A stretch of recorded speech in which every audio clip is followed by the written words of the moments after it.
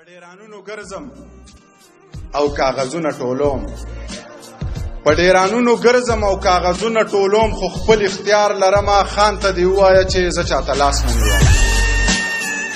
پډیرانونو ګرځم او کاغذونه ټولوم خو خپل اختیار لرم خان ته دی وایا چې ز چاته لاس نه نیوم سوال د الله نه کوم او تمه د ځان کوم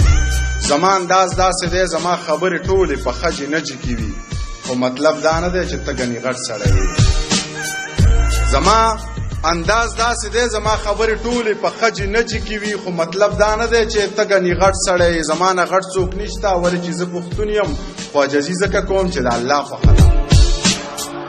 زما نه